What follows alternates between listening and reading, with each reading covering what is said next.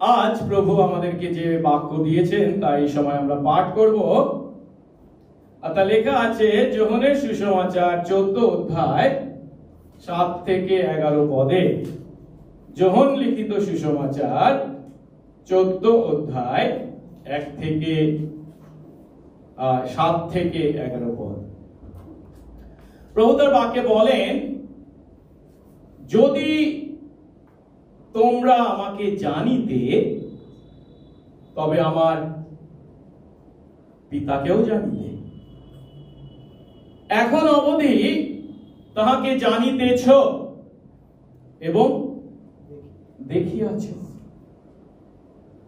Philip তাহাকে কহিলেন, প্রভু, পিতাকে আমাদের দেখাউন, তাহাই আমাদের যথেষ্ট। যিশু তাহাকে বলিলেন, ফিলিপ, এতদিন আমি তোমাদের সঙ্গে সঙ্গে আছি, তথাপি তুমি আমাকে কি জানো না? যে আমাকে দেখিয়াছে সে পিতাকে দেখিয়াছে। তুমি কেমন করিয়া বলিতেছ, পিতাকে আমাদের দেখাও? তুমি কি বিশ্বাস করো না যে আমি পিতাতে আছি এবং পিতা আমাতে আছেন? আমি তোমাদেরকে যে সকল কথা বলি তাহা আপনা হইতে বলি না, কিন্তু পিতা আমাতে থাকিয়া আপনার কার্য সকল সাধন করেন। আমার কথায় বিশ্বাস করো যে আমি পিতাতে আছি এবং পিতা আমাতে আছে, আর না হয় সেই সকল কার্য প্রযুক্তই বিশ্বাস করো। আমেন। প্রার্থনা করি। পবিত্র মঙ্গলময় সর্বস্ত পিতা, তোমার ধন্যবাদ, প্রশংসা ও গৌরব করি।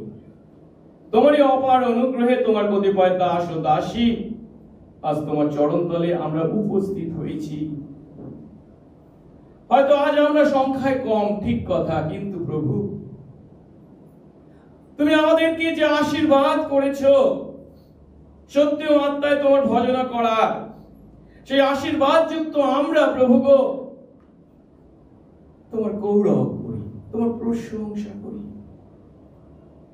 বিশেষ করে প্রভু, এই সময় যখন আমরা তোমার বাক্য থেকে শিখতে চলেছি, যে আশীর্বাদ তুমি তোমার বাক্যের দ্বারা আমাদেরকে দিতে চলেছ, সেই আশীর্বাদ গ্রহণ করতে তুমি আমাদের হৃদয়কে প্রস্তুত করো।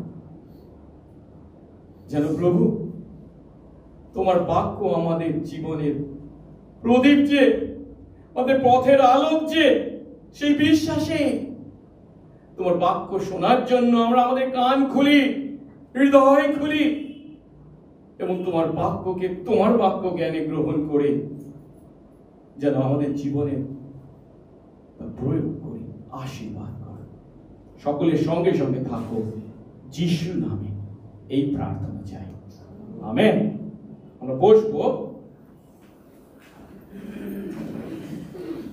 আমরা যোহনের লেখা সুসমাচার অনুসারে এই পৃথিবীর মাটিতে যিশুর মৃত্যুর আগের দিন সন্ধ্যায় যে ঘটনা ঘটেছিল তা উপলব্ধি করছি। দিনটা ছিল বৃহস্পতিবার, আর সেই সন্ধ্যায় তিনি তার শিষ্যদেরকে বলেছিলেন জেরুজালেমের একটি কুঠুরিতে, উপরের কুঠুরিতে মিলিত হতে, কেননা তিনি তার শিষ্যদের সঙ্গে শেষবারের জন্য নিস্তার পর্ব ভোজ পালন করতে চেয়েছিলেন। উপস্থিত হয়েছেন সবাই সেখানে, যিশুর সঙ্গে তার 12 জন শিষ্য। আর যিশু দেখলেন যে ভোজ তো খাবেন, কিন্তু ইহুদিদের প্রথা অনুসারে ভোজ খাওয়ার আগে তাদের পরিষ্কার পরিচ্ছন্নতার প্রয়োজন আছে।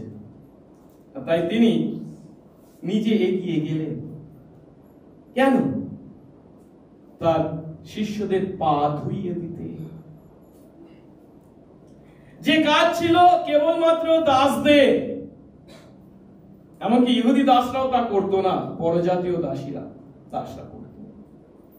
সেই কাজ করতে তিনি জল নিয়ে, গামছা নিয়ে শিষ্যদের পা মুছে দিলেন। ভোজ শুরু হয়েছে, আর তিনি তার সঙ্গে সঙ্গে তাদেরকে বললেন যে তাদেরই মধ্যে একজন, সেই 12 শিষ্যের মধ্যে একজন যিশুকে শত্রুদের হাতে তুলে দিতে চলেছে, বিশ্বাসঘাতকতা করতে চলেছে। শিষ্যরা শুনে অবাক, কে এসে? যাই হোক, এমন সময় আমরা দেখছি যে সেই বিশ্বাসঘাতক ইস্করিওত জিহুদা তাদের মধ্য থেকে বাইরে বেরিয়ে গিয়েছেন। অবশিষ্ট 11 জন শিষ্যকে নিয়ে যিশু উপলব্ধি করছেন তার পার্থিব জীবনের শেষ কয়েকটি ঘন্টা মাত্র অবশিষ্ট আছে। খুব গুরুত্বপূর্ণ বিষয় তিনি তাদেরকে শোনাচ্ছেন। তিনি তাদেরকে উপলব্ধি করলেন যে তিনি আগামীকাল মরতে চলেছেন, আর তিনি তাদের কাছ থেকে তাদের ছেড়ে যখন চলে যাবেন তাদের পরিস্থিতি কি হবে। তাই তিনি তাদেরকে বললেন 14 অধ্যায় 1 পদে, তোমাদের হৃদয় উদ্বিগ্ন না হোক, ঈশ্বরে বিশ্বাস করো, আমাতেও বিশ্বাস করো। এখন তিনি তাদেরকে বলছেন যে উদ্বিগ্ন না হোক, ঠিক কথা, কিন্তু কেন উদ্বিগ্ন হতে বাধ্য? কারণ তিনি তাদের ছেড়ে চলে যাচ্ছেন। তারা আর তাকে, যিশুকে তাদের কাছে পাবে না, তাদের সমস্যার কথা বলতে পারবে না, বা তার কাছ থেকে আশীর্বাদ সরাসরি পেতে পারবে না, কারণ আর তার শারীরিক উপস্থিতি তারা পাবে না। এই যে তিনি চলে যাচ্ছেন, মাত্র 3.5 বছর তাদের সঙ্গে থাকার পর এত তাড়াতাড়ি কেন? আর কিছুদিন পরে গেলে হতো না? যিশু তাদের বলছেন হ্যাঁ তিনি যাচ্ছেন, কিন্তু তাদের ভালোর জন্যই যাচ্ছেন। কেন যাচ্ছেন? তিনি যে পথে তাদের ছেড়ে পিতার কাছে যাচ্ছেন, যে পথ, মানে কোন পথ? দুঃখ ভোগ, ক্রুশ, মৃত্যু, কবর, স্বর্গারোহণ, পুনরুত্থান, স্বর্গারোহণ, এই পথের মাধ্যমেই তিনি যেখানে যাচ্ছেন তার শিষ্যদেরকেও সেখানে নিয়ে যাবেন। অর্থাৎ তার এই যাওয়া হলো তার শিষ্যদের জন্য স্থান প্রস্তুত করতে যাওয়া। তাই তিনি বলছেন 2 পদ 3 পদে, আমার পিতার বাড়িতে অনেক বাসস্থান আছে, যদি না থাকতো তোমাদের বলতাম, কারণ আমি তোমাদের জন্য স্থান প্রস্তুত করতে যাচ্ছি। আর আমি যখন যাই ও তোমাদের জন্য স্থান প্রস্তুত করি, তখন পুনরায় আসব এবং আমার কাছে তোমাদের নিয়ে যাব, যেন আমি যেখানে থাকি তোমরাও সেখানে থাকো। হ্যাঁ, তিনি যাচ্ছেন ঠিক কথা, কিন্তু চিরকালের জন্য নয়। বলছেন তিনি আবার আসবেন। কেন? তার শিষ্যদেরকে তার কাছে নিয়ে যেতে। কেন? যেন তার শিষ্যরা তার সঙ্গে চিরকাল থাকে। এরপর তিনি কি বললেন? এরপর তিনি বলছেন আমি যেখানে যাচ্ছি তোমরা তার পথ জানো। যিশু আরো কথা বলছেন কি, আমি যাচ্ছি, যেখানে যাচ্ছি তোমরা তার পথ জানো। এই কথা যখন যিশু বলছেন তখন আমাদেরকে উপলব্ধি করতে হবে যিশু তার সুসমাচার প্রচারের দ্বারা এর আগে তাদেরকে বারংবার বলেছেন যে তিনি কোথায় যাচ্ছেন, স্বর্গে যাচ্ছেন, এবং সেই স্বর্গে যাবার পথ কি তাও তিনি তাদেরকে পূর্বেই জানিয়েছেন। তবু শিষ্যরা যিশুর এই কথা উপলব্ধি করতে ব্যর্থ হয়েছিল। তারা যে ব্যর্থ হয়েছিলেন তার প্রমাণ আমরা পাচ্ছি, কারণ শিষ্যদের হয়ে বা শিষ্যদের মুখপাত্র হয়ে থোমা যিশুকে প্রশ্ন করেছেন। কি? 5 পদ, থোমা তাকে বললেন, প্রভু আপনি কোথায় যাচ্ছেন তা আমরা জানি না, পথ কিভাবে জানবো? আর গত রবিবার আমরা শিখেছি এই প্রশ্নের উত্তর দিতে গিয়ে যিশু সেদিন তার শিষ্যদের কাছে যে সত্য তুলে ধরেছিলেন তা আমাদের কাছে এক বিস্ময়কর আশীর্বাদ।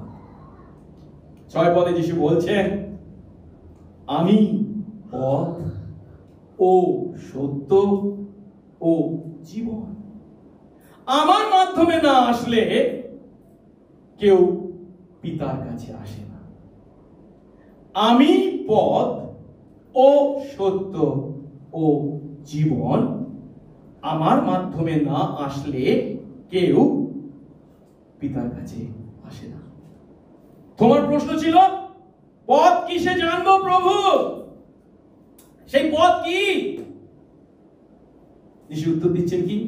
পথ, আমি সেই পথ।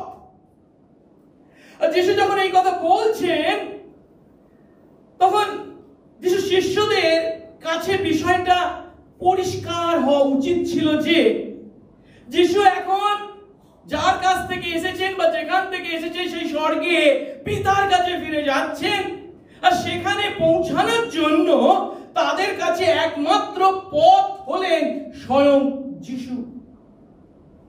সমগ্র বাইবেলের মধ্যে এটি হলো একটি অন্যতম পথ যেখানে পাপীদের পরিত্রাণার্থে খ্রিস্টের একচেটিয়া ক্ষমতাকে নির্দেশ করা হয়েছে।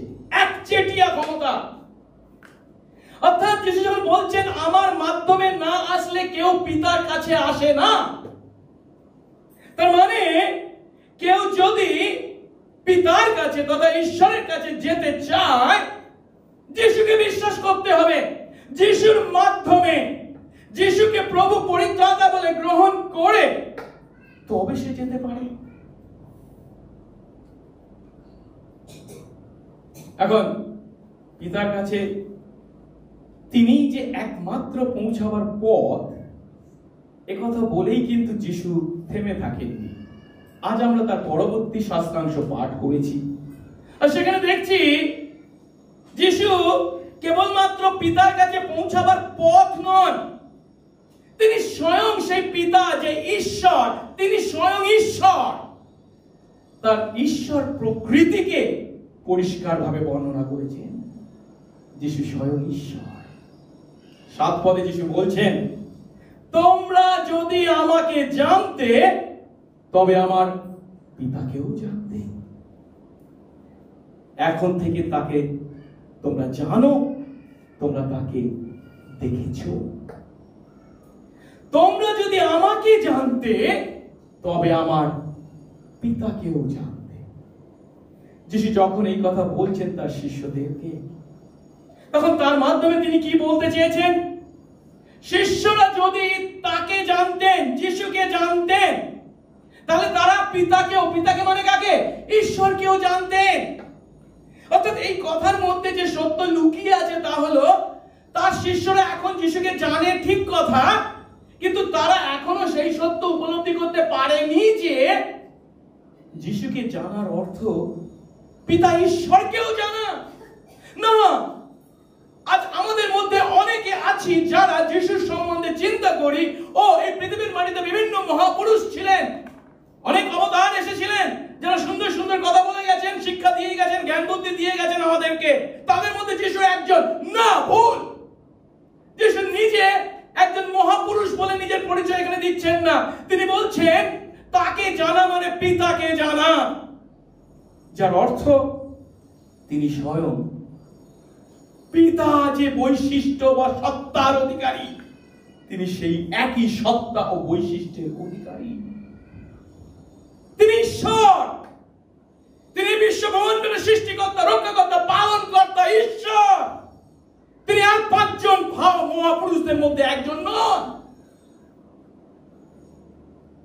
কিন্তু শিষ্যরা যদিও সেই যিশুকে জেনেছেন, এখনো তারা তাকে ওই অন্য ইহুদিদের মতোই চিন্তা করছে, একজন নবী হিসাবে, একজন ভাববাদী হিসাবে, হয়তো ঈশ্বরের কাছ থেকে প্রেরিত ব্যক্তি মাত্র।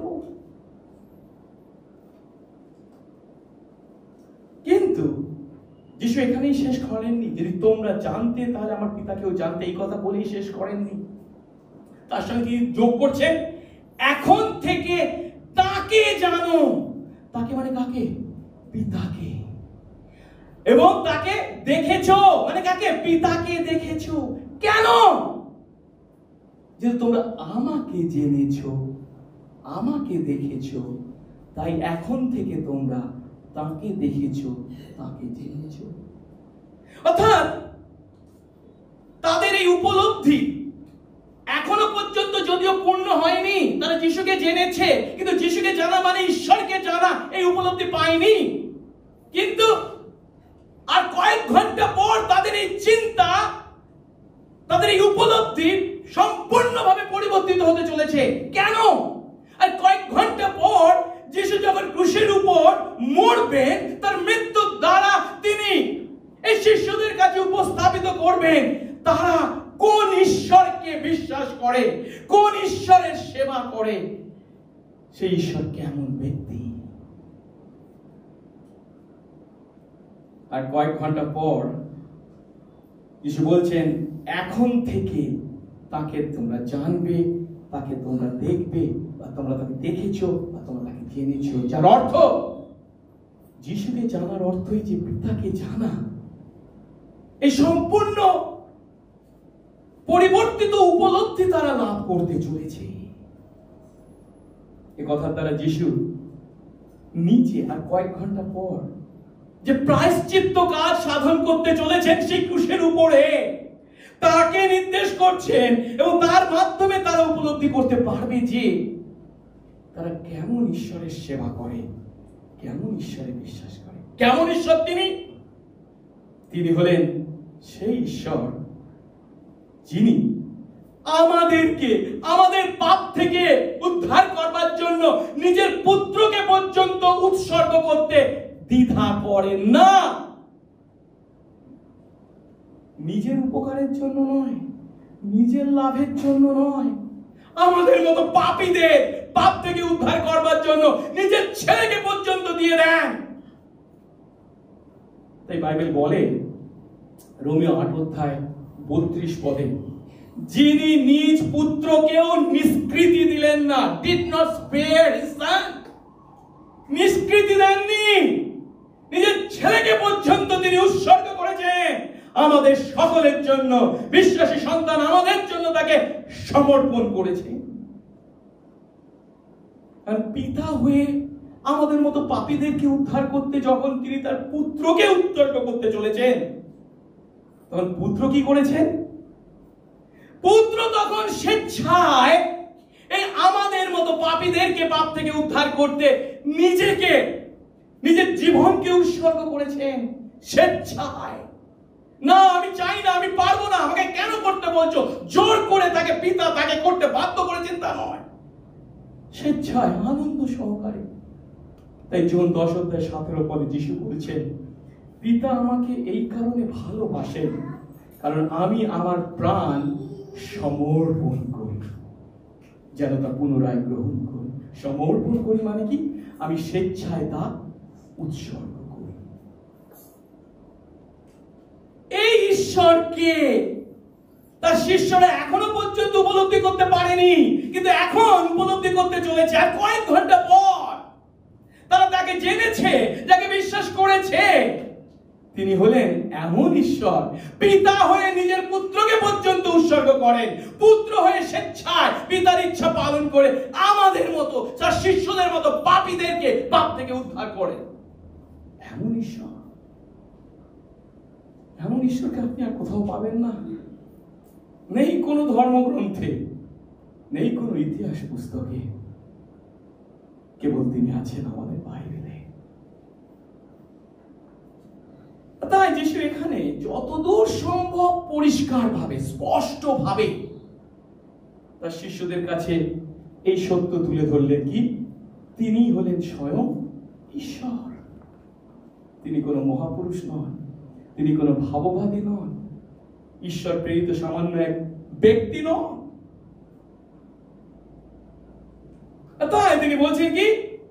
যিশুকে জানার অর্থ পিতাকে জানা।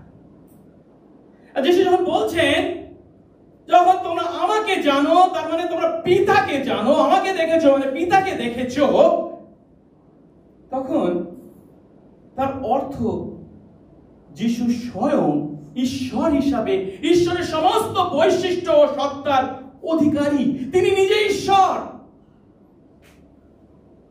আর এই ঈশ্বরকে শিষ্যেরা নিজের চোখে দেখেছে এবং জেনেছে। আর তাই প্রকৃত পক্ষে তারা ইতিমধ্যে কাকে জানে? পিতাকে জানে, মানে কি ঈশ্বরকে জানে। এখন যিশুর এই কথা উপলব্ধি করবার জন্য শিষ্যদের প্রয়োজন কি ছিল জানেন? তারা যেন যিশুর কথা এবং কাজকে আরো মন দিয়ে দেখা, উপলব্ধি করা। প্রভুর বাক্য যখন প্রচারিত হয় তখন এই প্রচারিত হচ্ছে বাবা মশাই 1 ঘন্টা পাওয়ার জন্য বলছেন, আমাদের মাথা থেকে সব চলে যাচ্ছে। তাহলে কোনোদিন আপনি ঈশ্বরকে চিনবেন না, যিশুকে জানবেন না। ওদের একটা দেবতা আছে, ওই পর্যন্তই আপনাদের চিনতে হবে। ওদের যেমন আছে অনেক দেবতা, এদেরও একজন দেবতা। না, তা নয়। এই কথাগুলো, এই কাজগুলোকে আপনাকে উপলব্ধি করতে হবে, হৃদয় দিয়ে উপলব্ধি করতে হবে। তবে না তাকে চিনবেন, তবে জানবেন, তবে বিশ্বাস করবেন। শুধু ধর্ম অনুষ্ঠান পালন করে কোনো লাভ নেই। ওই আসতে হয়, আসা বসা আর বাড়ি চলে যাওয়া, না, তাতে কোনো লাভ নেই।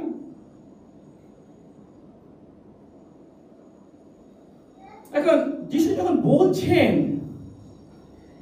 যে আমাকে দেখেছে, সে পিতাকে দেখেছে, তোমরা এখন থেকে তাকে জানো, এখন থেকে তোমরা তাকে দেখেছো, তার মানে তিনি কি বলতে চাইছেন? সহজ কথা এইভাবে বর্ণনা করা যায়, যিশুকে জানার অর্থ ঈশ্বরকে জানা।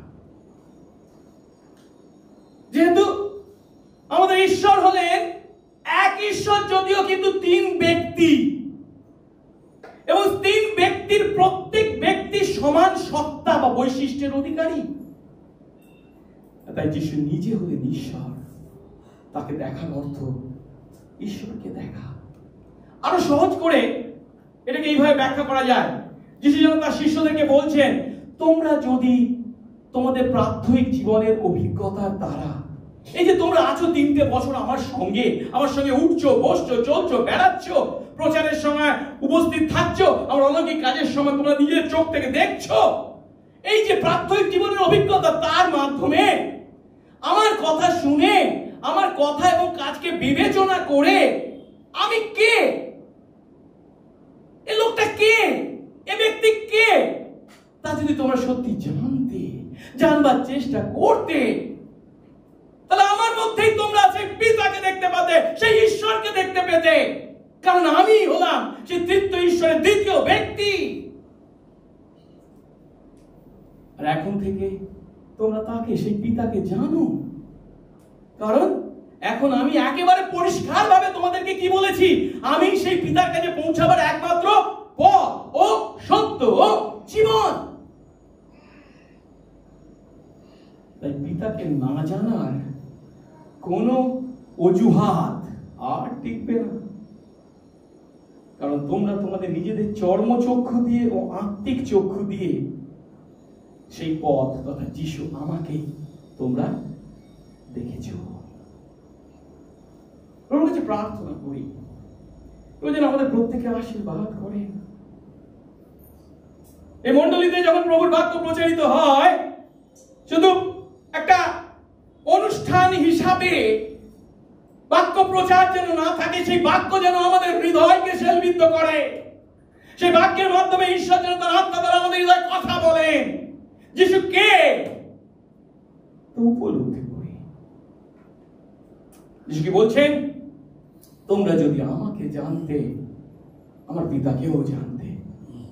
এখন থেকে তাকে জানো ও তাকে দেখেছো। এই যে শেষ অংশে যিশু বলছেন, এখন থেকে তাকে তোমরা দেখেছো। তাকে মানে কাকে বলছে? পিতাকে।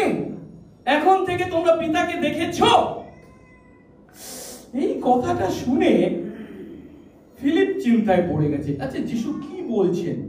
আমরা পিতাকে দেখেছি, মানে ঈশ্বরকে দেখেছি, কোথায় দেখলাম?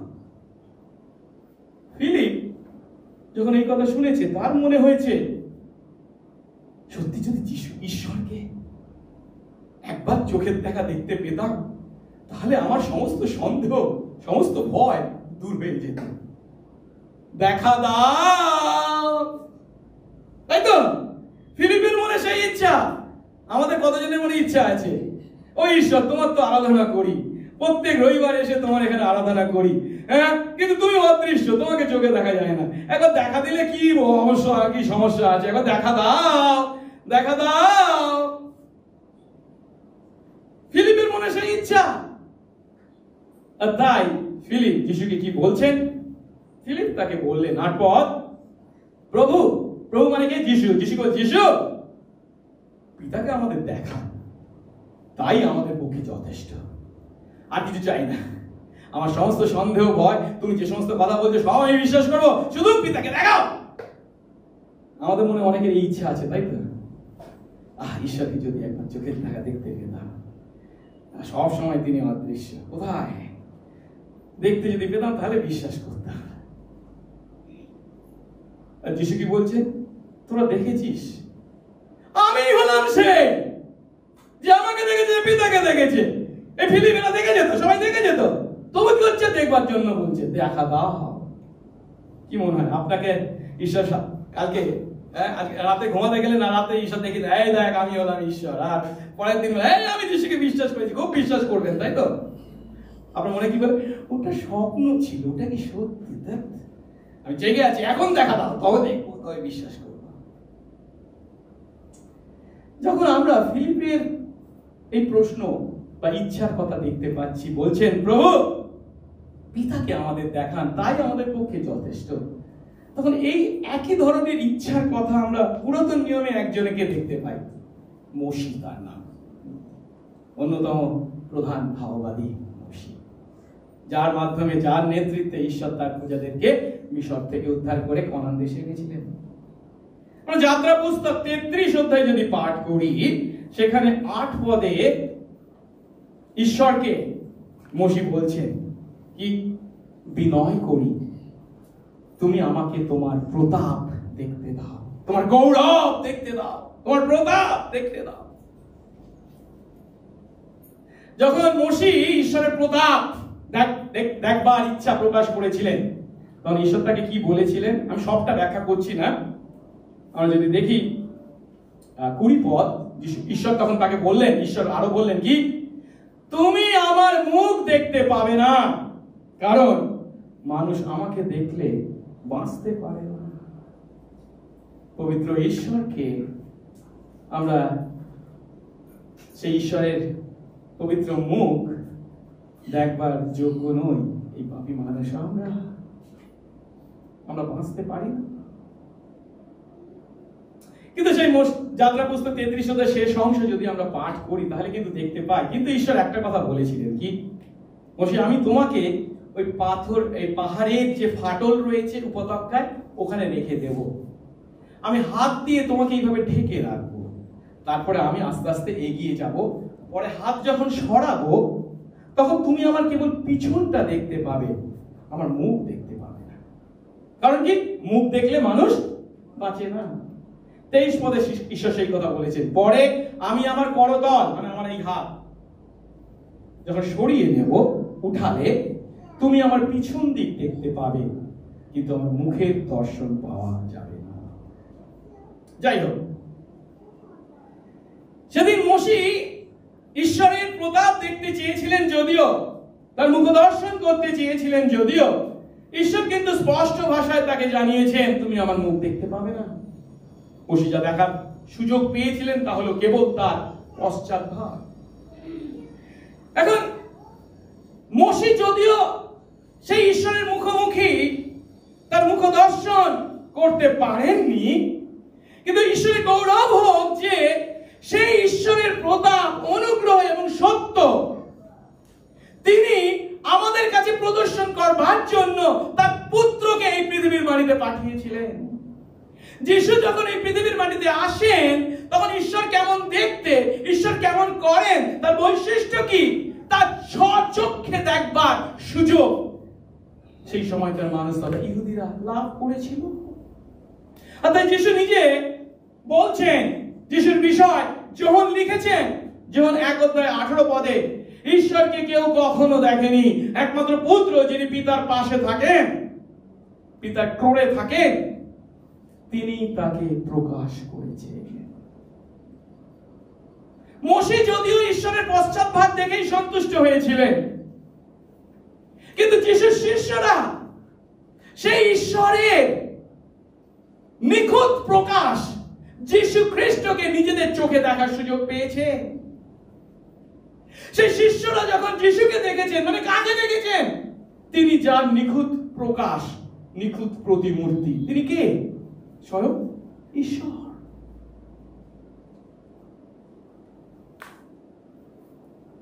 এখন ফিলিপ যখন যিশুকে এই প্রশ্ন করছেন, প্রভু পিতাকে আমাদের দেখান, তখন আসুন একটু আমরা এই ফিলিপের চরিত্রটাকে উপলব্ধি করবার চেষ্টা করি। গত সপ্তাহে আমরা থোমার চরিত্রকে উপলব্ধি করেছিলাম, আজকে এই ফিলিপের চরিত্রকে উপলব্ধি করব। কিন্তু যখন আমরা চরিত্রকে উপলব্ধি করতে চলেছি, শুধু জানার জন্য নয়, আমরাও নিজেদেরকে প্রশ্ন করবো, এই ফিলিপের মতো চরিত্র কি আমার মধ্যেও আছে? আমিও কি ফিলিপেরই যমজ ভাই বা বোন? এই ফিলিপের সম্বন্ধে যোহনের সুসমাচারে আমরা কয়েকটা জায়গায় পাই।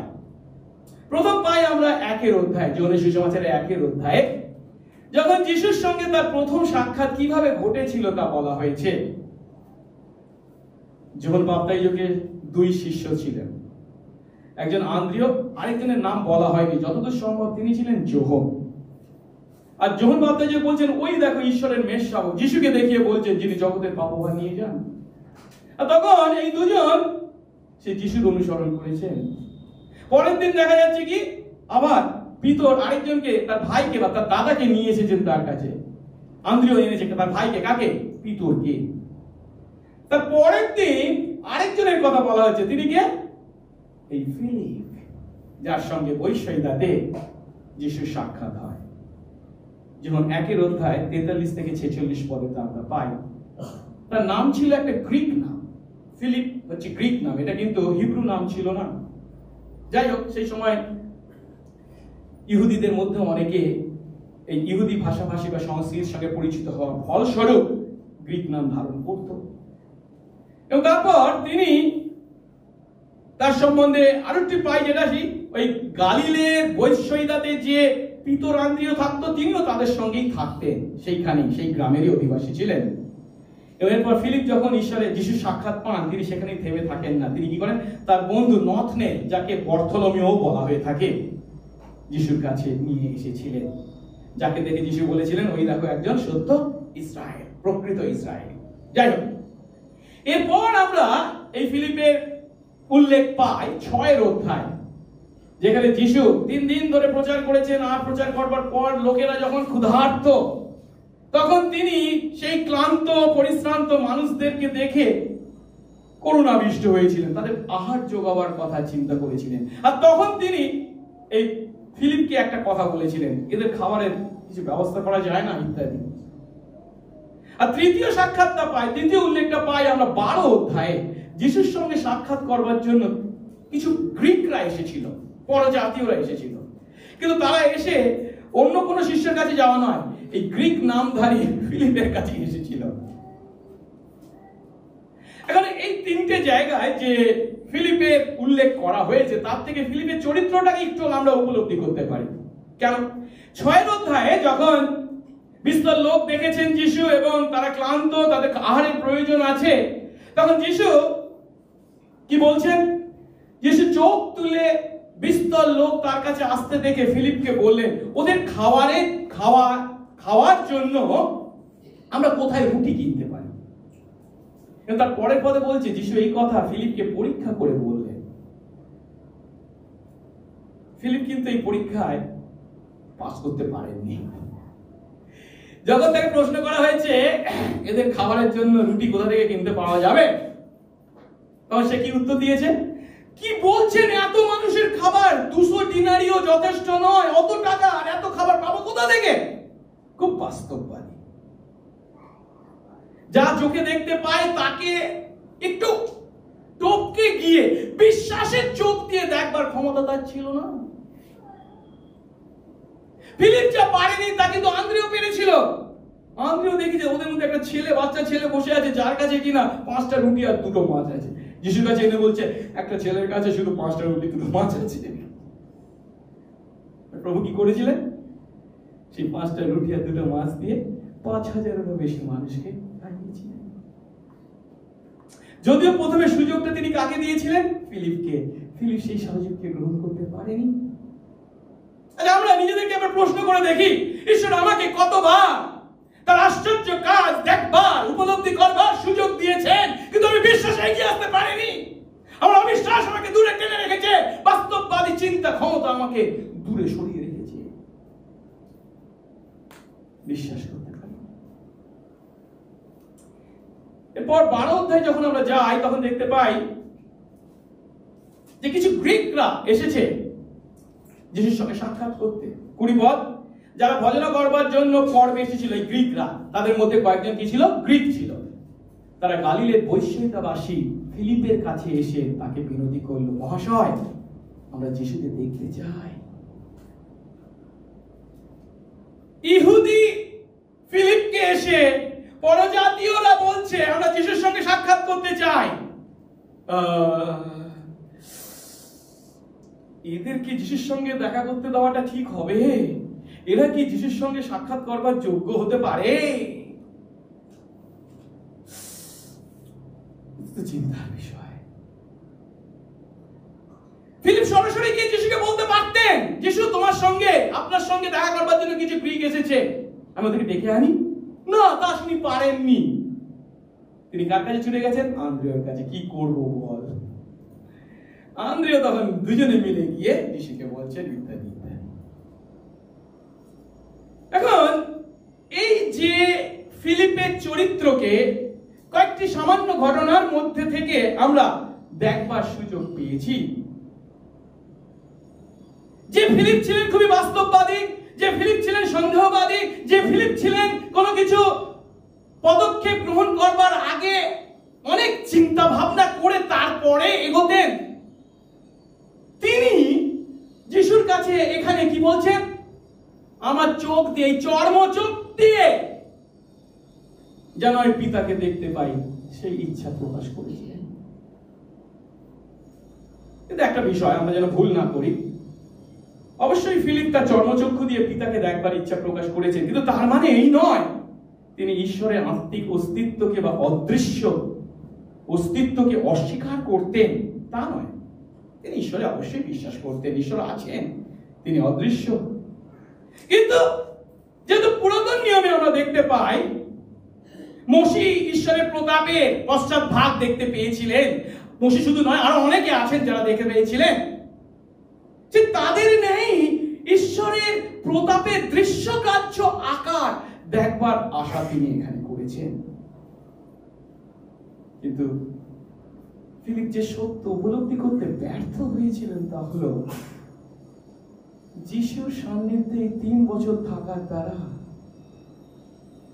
তিনি যে আশীর্বাদ লাভ করেছেন, পিতাকে দেখবার যে ইচ্ছার কথা তিনি বলছেন, মোশি যে দর্শন পেয়েছিলেন তার থেকে অনেক বেশি আশীর্বাদ তিনি ভোগ করেছেন।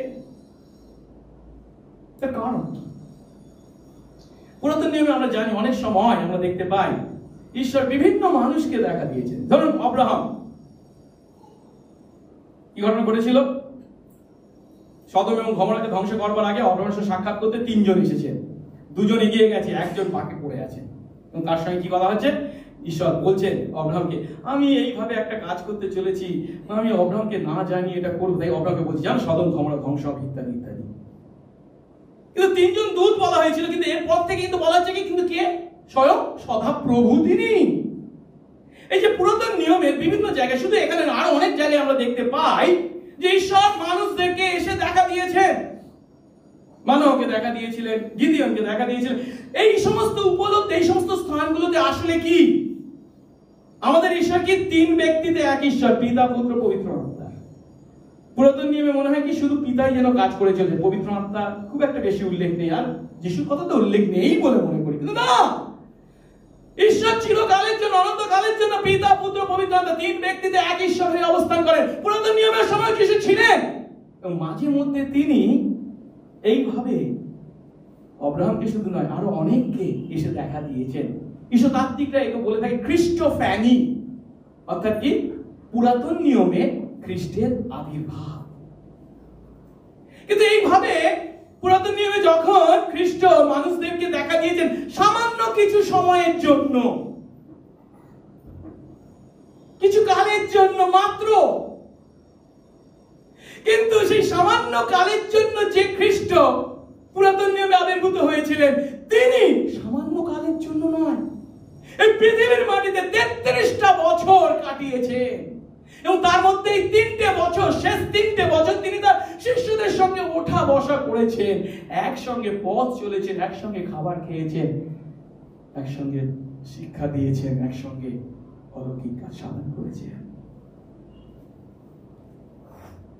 এই যিশু এত সান্নিধ্যে থাকার পরেও ফিলিপ উপলব্ধি করতে ব্যর্থ হয়েছেন কি, মোশি যে ঈশ্বর দর্শন লাভ করেছিলেন বা অব্রাহাম যে ঈশ্বর দর্শন লাভ করেছিলেন তার থেকে ফিলিপ অনেক বেশি আশীর্বাদ লাভ করেছে। কিন্তু সেই আশীর্বাদ ভোগ করা সত্ত্বেও ফিলিপ এখানে পিতাকে আমাদের দেখান বলে আবদার করেছে। খুবই দুঃখের বিষয়। যিশুর সঙ্গে এতদিন পথ চলার পরেও যিশুর বিষয় ফিলিপের প্রকৃত উপলব্ধি এখনো আসেনি। এতকাল তিনি যিশুর শিক্ষা শুনেছেন, ঠিক কথা। যিশুর দ্বারা সাধিত বিভিন্ন অলৌকিক কাজ দেখেছেন, তাও ঠিক কথা। যিশুর সঙ্গে ঘনিষ্ঠ সহভাগিতায় জীবনযাপন করেছেন, তাও ঠিক কথা। কিন্তু একটু আগে যিশু কি বলেছেন? যে আমাকে দেখেছে সে কাকে দেখেছে? পিতাকে দেখেছে। আমাকে যদি জানতে তোমরা তাহলে পিতাকেও জানতে। ফিলিপ তা সত্ত্বেও যিশুকে বলছেন আমাদের পিতাকে দেখা। এতদিন কি করেছে ফিলিপ? এতদিন যিশুর সান্নিধ্যে থেকে তার লাভটা কি হয়েছে? আজ যদি আমরা এই অনুগ্রহ সহভাগিতা মণ্ডলীতে এত বছর আসবার পরেও এই ফিলিপের মতো একই কথা দেখা দাও করি, খুবই দুঃখের বিষয়। এতদিন ফিলিপ কি করেছে? এই দুঃখে যিশু 9 পদে কি বলছেন? যিশু তাকে বললেন, ফিলিপ এতদিন আমি তোমাদের সঙ্গে সঙ্গে আছি, তবুও তুমি কি আমাকে জানো না? যে আমাকে দেখেছে সে পিতাকে দেখেছে, তুমি কেমন করে বলছো পিতাকে আমাদের দেখায়? এতদিন আমি তোমাদের সঙ্গে সঙ্গে আছি, এতদিন প্রভুর বাক্য শুনছি, এতদিন মণ্ডলীতে আসছি, কিন্তু যিশুকে যদি এখনো ওই 5 জন মহাপুরুষদের মধ্যে একজন জ্ঞান করি, ভাওবাদীদের মধ্যে একজন জ্ঞান করি, বা যিশু আমার প্রার্থনার উত্তর দানকারী, যা বলবো তাই দেবেন এমন আলাদিনের প্রদীপ জ্ঞান করি, দুঃখের বিষয়। ঠিক কতদিন আছে যিশুর সঙ্গে? যিশুর মৃত্যুর পূর্ব দিনে এই কথা বলছেন যিশু। যিশু তার শিষ্যদের সঙ্গে কাজ করেছিলেন মোটামুটি 3 বছর, এবং প্রথম শিষ্যদের যখন আহ্বান করেন তখন থেকেই ফিলিপ আছে, মানে কি 2 থেকে 3 বছর ধরে ফিলিপ এই সমস্ত সাক্ষী। কিন্তু তিনি যা দেখেছেন, যা শুনেছেন যিশুর সান্নিধ্যে থেকে, তিনি সে বিষয়ে কি চিন্তা করেন? তিনি এমন সুন্দর শিক্ষা দেন আর 5 জন গুরুদের শিক্ষার সঙ্গে সম্পূর্ণ আলাদা। যিনি এমন সমস্ত কাজ করেন যা কেউ করতে পারে না, তবু সেই যিশুর সম্বন্ধে তার চিন্তা কি?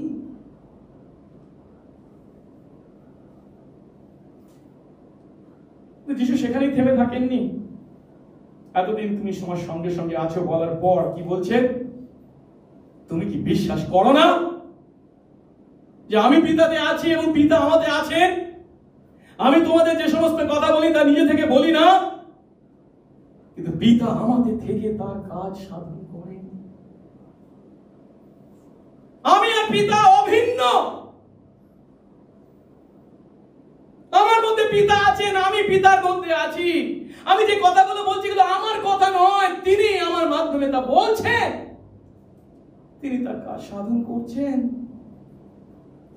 আরো বলছেন, আমার কথায় বিশ্বাস করো, এই আমি পিতাতে আছি, পিতা আমাতে আছে। আমি পিতা থেকে ভিন্ন নই। আর যদি তা বিশ্বাস করতে না পারো যে আমি পিতাতে আছি এবং পিতা আমাতে আছে, তাহলে আমি যে সমস্ত কাজ করছি সেগুলোর জন্য অন্তত বিশ্বাস করো যে আমি ঈশ্বর।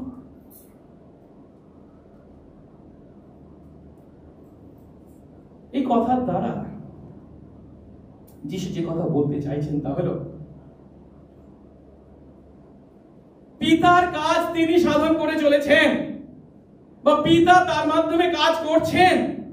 তিনি পিতার দ্বারা প্রেরিত, প্রেরণকর্তা, সেই ক্ষমতার অধিকারী। একে ইংরেজিতে বলে পাওয়ার অফ অ্যাটর্নি। তার মানেটা কি? কোন ব্যক্তিকে যখন কোন ব্যক্তি পাঠান, ইহুদিদের চিন্তা অনুসারে যিনি পাঠাচ্ছেন সেই প্রেরণকর্তার যে ক্ষমতা রয়েছে, যিনি প্রেরিত হয়েছেন সেই ক্ষমতার তিনি আইনানিক প্রতিনিধি, পাওয়ার অফ অ্যাটর্নি। তিনি পিতার ক্ষমতা, তার ক্ষমতা। অর্থাৎ এটা হচ্ছে এমন দাবি কেবল যিশু একমাত্র করতে পারেন, আর কেউ পারেন না। আর তাই ইব্রিয় 1:1 কি বলে? ঈশ্বর পূর্বকালে, আগেকার দিনে বহু ভাগে বহু রূপে কাদের মাধ্যমে? ভাববাদীদের মাধ্যমে আমাদের পূর্বপুরুষ মানে কি ইসরায়েলীদের সঙ্গে কথা বলেছিলেন। কিন্তু শেষকালে এখন কাতে? তার পুত্রে অর্থাৎ যীশু খ্রিস্টে কথা বলেছেন। মানে কি? যীশু খ্রিস্ট নিজেকে প্রকাশ করেছে। তিনি ভাববাদী নন, তিনি আর 5 জন মহাপুরুষদের মধ্যে একজন নন। তিনি স্বয়ং ঈশ্বরের নিখুঁত প্রতিমূর্তি। তাই তিনি ঈশ্বরকে প্রকাশ করেছেন তার ব্যক্তিত্বে। এখন শুধুমাত্র প্রেরণকর্তার ক্ষমতায় তিনি ক্ষমতার অধিকারী, পাওয়ার অফ অ্যাটর্নি যে তিনি ছিলেন তা নয়। তার সঙ্গে সঙ্গে তিনি কি আবার? তিনি হলেন সেই পিতার সমান, পিতার সঙ্গে এক। আমি পিতাতে আছি এবং পিতা আমাতে আছে যখন তিনি বলছেন, তখন তার অর্থ হচ্ছে তার পিতার সঙ্গে তিনি এক। তিনি পিতাতে আছেন, পিতা যিশুতে আছেন। পরস্পরের বিনিময়ে উপস্থিতি এবং সান্নিধ্যকে তিনি এখানে নির্দেশ করেছেন, যার অর্থ পিতা ও পুত্র উভয়েই একই স্বর্গীয় সত্তার অধিকারী, অভিন্ন। আর এখানেই যে কেবল যিশু এই কথা বলেছেন তা নয়। এর আগে আমরা দেখেছি যখন তার বিপক্ষ ইহুদিরা তার বিরুদ্ধে অভিযোগ করেছিল, তখন তিনি তাদেরকে কি বলেছিলেন? তিনি বলছেন, আমি ও আমার পিতা এক। যোহন 10:30 বলে, আমি ও পিতা আমরা এক। আর এর মাধ্যমে আমরা যে সত্যটা এখানে উপলব্ধি করতে পারছি সেটা কি?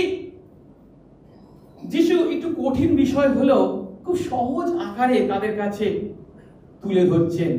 এই তৃত্ব, এক ঈশ্বর হয়েও 3 ব্যক্তি, এই যে অস্তিত্ব কি তা দেখবার বা উপলব্ধি করবার আমরা সুযোগ পেয়েছি। সেটি কি? না, যিশু হলেন পিতার সঙ্গে অভিন্ন, কিন্তু পিতার থেকে পৃথকও বটে। কেন?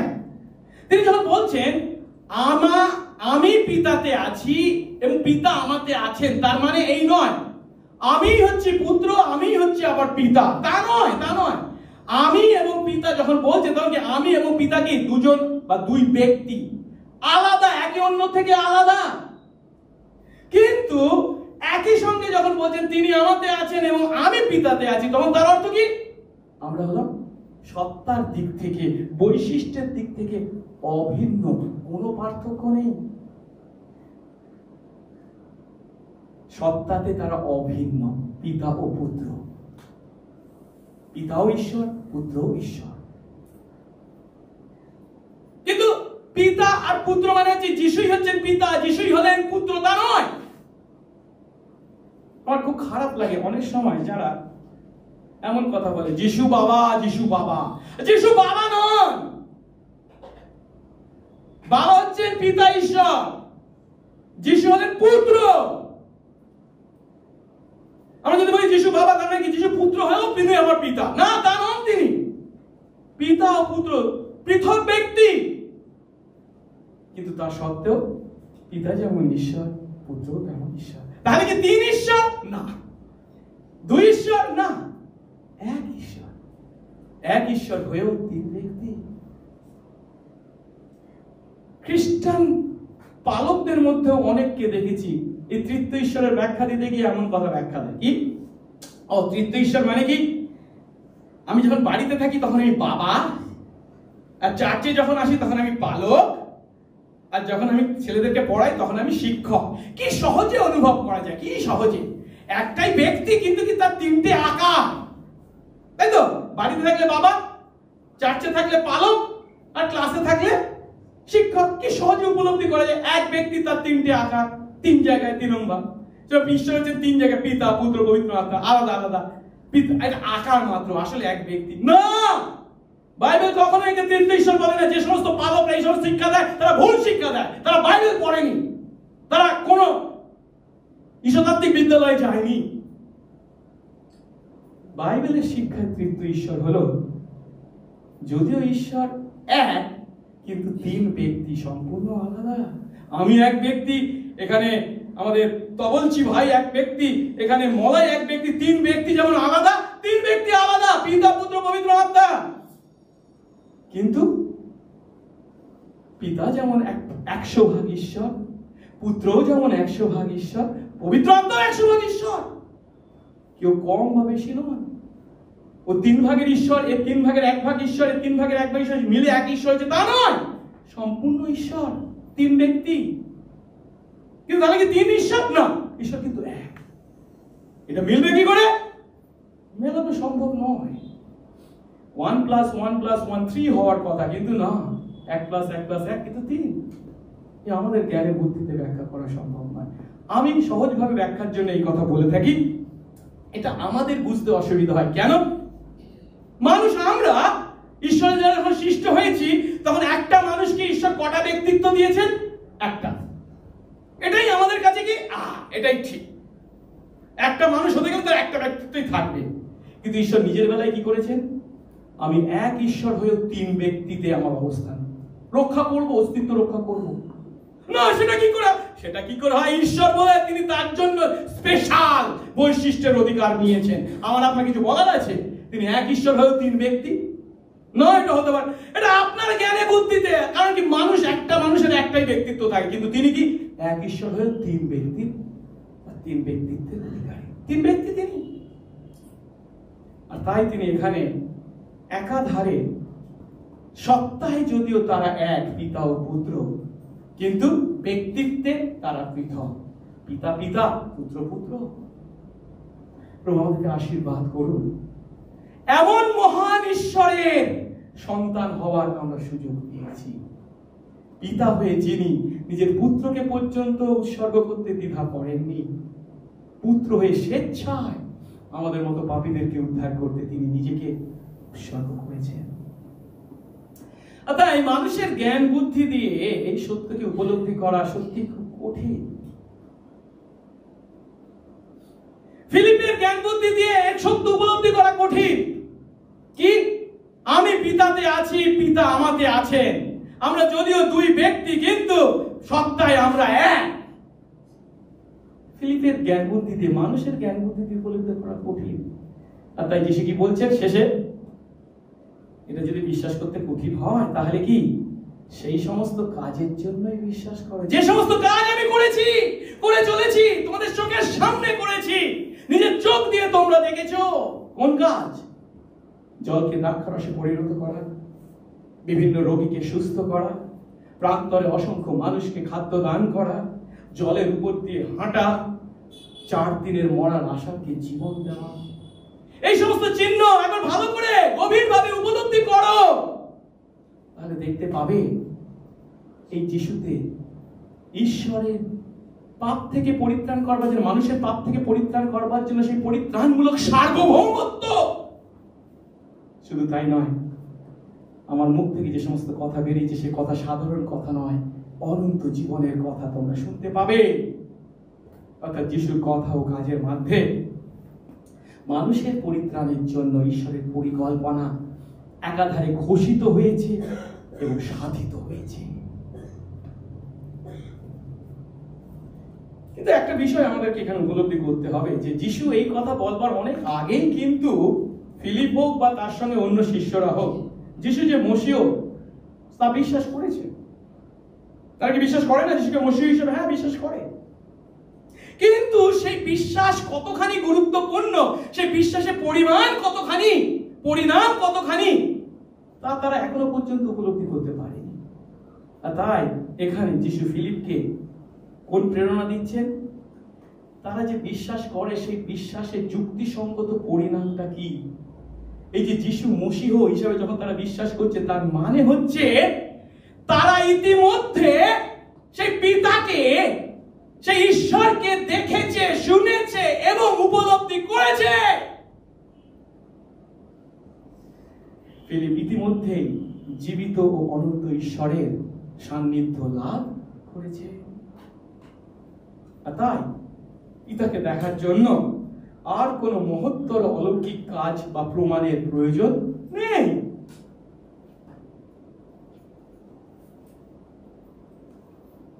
বিগত 3 বছর ধরে ফিলিপ এই যিশুতে ঈশ্বরের মুখ দর্শন করেছে, তবুও সেই সত্য তার কাছে পরিষ্কার ছিল না কি যিশুই হলেন সেই ঈশ্বর।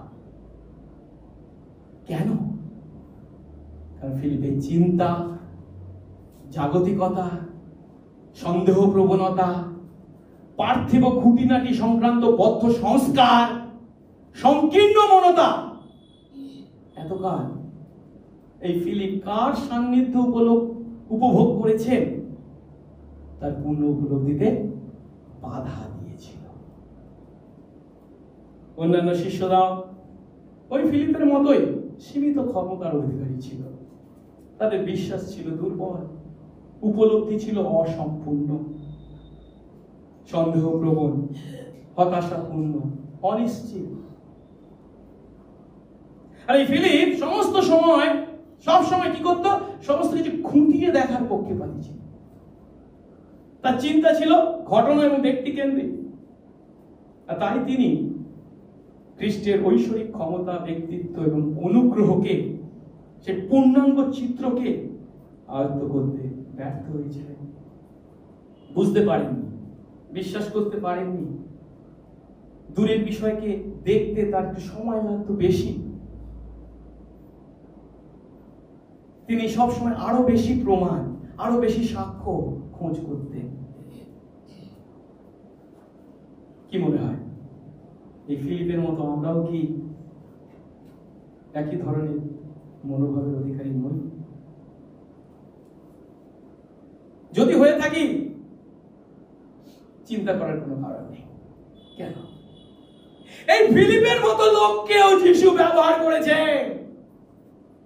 তোর মতো সন্দেহ প্রবণ, তোর মতো দুর্বল, তোর মতো উপলব্ধি প্রবণ, তোর মতো কি বলে খতিয়ে দেখবার সবসময় চিন্তা, সবসময় পক্ষপাতী, তোকে আমার কোনো কাজে লাগবে না, এমন কথা যিশু তাকে বলেননি। পরিবর্তে এই ফিলিপের মতো লোককেও যিশু ব্যবহার করেছে। কেন জানেন? আমাদের দুর্বলতার মধ্যেই ঈশ্বরের ক্ষমতা প্রকাশ পায়।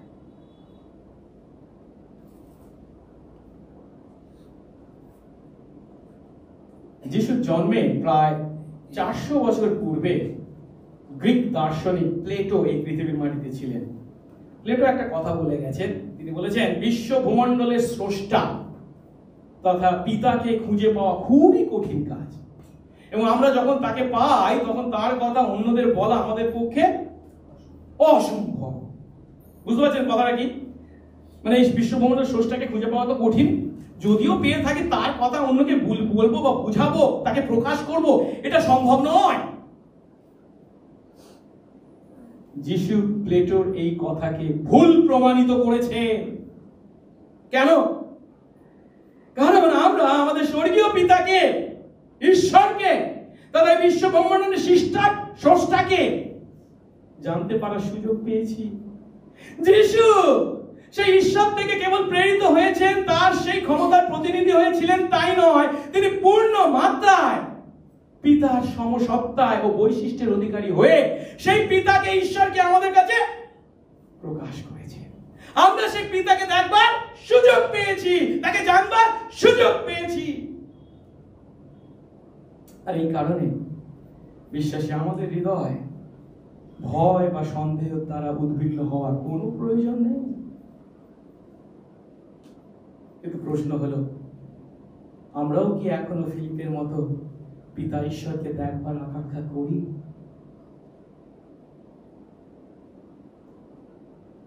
যদি এমন চিন্তা বা ইচ্ছা আমাদের মধ্যে থেকে থাকে, আজকে বাক্য থেকে যেন আমরা সঠিক শিক্ষাটা গ্রহণ করি। মসি পুরাতন নিয়মে বা মসির মতো অন্যরা পুরাতন নিয়মে সামান্য কিছু সময়ের জন্য ঈশ্বরকে দেখার সুযোগ পেয়েছি। ফিলিপ বা তার ন্যায় যিশুর শিষ্যরা কিছু কালের জন্য 3 বছর, 2 থেকে 3 বছর পার্থিব যিশুর সান্নিধ্য লাভ করেছিল। যে সান্নিধ্য লাভ মসি যে আশীর্বাদ ভোগ করেছিল তার থেকে অনেক বেশি। কিন্তু আজ বিশ্বাসী আমরা, প্রভুর বাক্য এই বাইবেল এবং তার আত্মা যিনি আমাদের মধ্যে বাস করেন, তার দ্বারা সদা সর্বদা সেই যিশুর, সেই পিতা ঈশ্বরের উপস্থিতি ভোগ করবার সুযোগ পেয়েছি। মসির ন্যায় কিছু সময়ের জন্য নয়, ফিলিপ বা যিশুর শিষ্যদের ন্যায় 2 বা 3 বছরের জন্য নয়, আমরা প্রতিটা দিন, প্রতিটা মুহূর্ত তার উপস্থিতি ভোগ করার সুযোগ পেয়েছি, তার বাক্য এবং তার আত্মার দ্বারা। যদি আমরা বিশ্বাসী হয়ে থাকি, তাহলে আমাদের মধ্যে তার বাক্য আছে। যদি আমরা বিশ্বাসী হয়ে থাকি, আমাদের মধ্যে সেই আত্মা, পবিত্র আত্মা, স্বয়ং ঈশ্বর বাস করে। কখন? সদা সর্বদা। তাই যিশু কি বলেছেন, ধন্য তারা যারা না দেখে বিশ্বাস করে। আমরা যদি সত্যি বিশ্বাস করে থাকি, ঈশ্বর বলছেন আমরাই হলাম প্রকৃত আশীর্বাদযুক্ত ব্যক্তি। আসুন প্রার্থনা করি।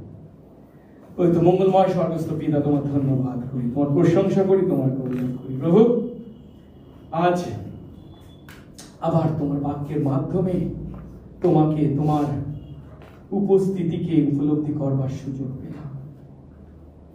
প্রভু, তুমি স্বয়ং ঈশ্বর, তুমি তৃতীয় ঈশ্বরের দ্বিতীয় ব্যক্তি, পিতা, পুত্র, পবিত্র আত্মা, সত্তায় তোমরা এক, ব্যক্তিত্বে 3। ও প্রভু, কত বড় আশীর্বাদ আমাদের প্রতি, যে আশীর্বাদে প্রভু গো, পিতা হয়ে তুমি এই আমাদের মতো পাপীদেরকে পাপ থেকে উদ্ধার করতে নিজের পুত্রকে পর্যন্ত ক্রুশের যুপকাষ্ঠে বলি হিসাবে উৎসর্গ করতেও দ্বিধা করনি। আবার পুত্র তুমি ঈশ্বর হয়েও এই পাপী আমাদের জন্য পিতার ইচ্ছা পালন করে নিজেকে সে ক্রুশের যুপকাষ্ঠে উৎসর্গ করতেও দ্বিধা করনি। এত ভালোবাসা প্রভু এই পাপী আমরা তোমার কাছ থেকে পেয়েছি। তুমি এমন ঈশ্বর, পিতা হয়ে নিজের পুত্রকে উৎসর্গ করো, পুত্র হয়ে নিজেকে উৎসর্গ করো পিতার ইচ্ছা পালন করতে। আর তুমি সদা সর্বদা আছো আমাদের সঙ্গে। তোমার বাক্য এবং আত্মার দ্বারা প্রভু গো, এত বড় আশীর্বাদে আশীর্বাদ যুক্ত আমরা তোমার প্রশংসা ও গৌরব না করে কি থাকতে পারি? দয়া করো, প্রকৃত সত্য জেনে সেই সত্যের উপলব্ধিতে তোমার গৌরবার্থে জীবন যাপন করতে আমাদের আশীর্বাদ করো। যিশু নামে এই প্রার্থনা চাই, আমেন।